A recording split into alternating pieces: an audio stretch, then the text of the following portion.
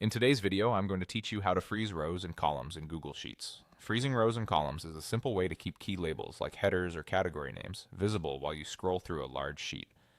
This makes reading, comparing, and entering data much easier, especially when you're working with long lists or wide tables. Start by opening your Google Sheet in a browser. Look to the top of the screen for the main menu bar. Click the View menu to open its dropdown, then hover over Freeze.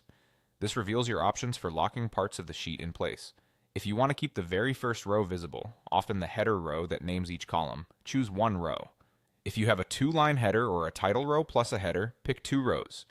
If your header spans a custom number of rows, use the option called Up to Current Row. That option freezes from the top of the sheet down to whichever row contains your active cell. As a quick tip, click any cell in the row that marks the bottom of your header before you open the View menu. So Up to Current Row targets exactly what you expect. You can do the same for columns. Go to View, select Freeze, and choose one column to keep the first column, often names or IDs, fixed in place. Choose two columns if your identifiers span multiple columns, or use Up to Current Column if your frozen area needs to include more.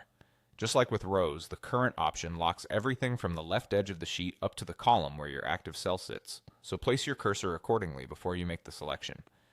After you apply a freeze, you'll notice a slightly thicker gray line that marks the boundary. When you scroll down, frozen rows stay at the top. When you scroll right, frozen columns stay on the left.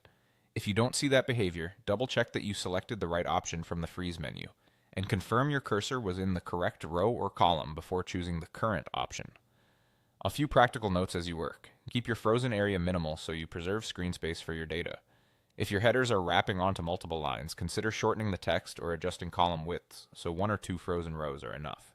And if your team relies on certain columns for reference, freezing one or two of them can make collaboration smoother for everyone.